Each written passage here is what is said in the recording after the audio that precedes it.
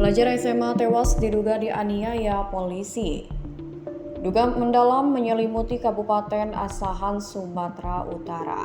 Seorang pelajar SMA Padubrata Siregar meninggal dunia setelah diduga dianiaya oleh oknum polisi. Kasus ini bermula dari pembubaran balap liar di Desa Selama. Bagaimana kronologi lengkap kejadian ini dan apa tanggapan pihak kepolisian? Menurut keterangan keluarga, Pandu dan teman-temannya sedang menonton balap liar ketika polisi datang membubarkan kerumunan. Saat berusaha melarikan diri, Pandu pun terjatuh dan diduga ditendang 2 kali di bagian perut oleh oknum polisi. Setelah dibawa pulang, Pandu mengeluh sakit perut dan akhirnya meninggal dunia. Keluarga menuntut keadilan atas kematian Pandu.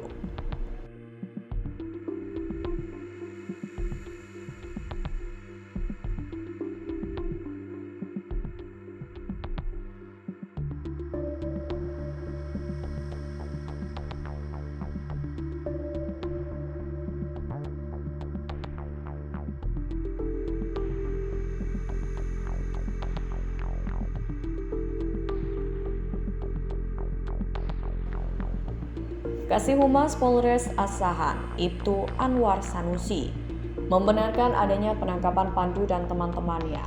Menurutnya, petugas bertindak berdasarkan laporan masyarakat tentang dugaan balap liar. Saat berusaha melarikan diri, Pandu terjatuh dan terluka di pelipis. Setelah diperiksa di puskesmas, tidak ditemukan tanda-tanda kekerasan fisik dan Pandu pun diizinkan pulang.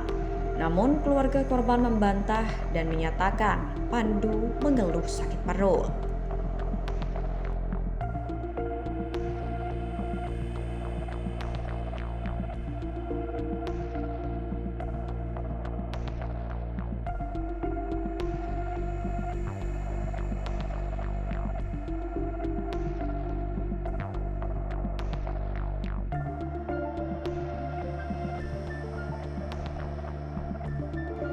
Keluarga Pandu pun menuntut keadilan dan meminta agar kasus ini diselidiki secara transparan. Polres Asahan menyatakan akan bekerja sama dengan pihak terkait dan memberikan sanksi tegas jika terbukti ada pelanggaran. Kasus ini masih dalam penyelidikan lebih lanjut.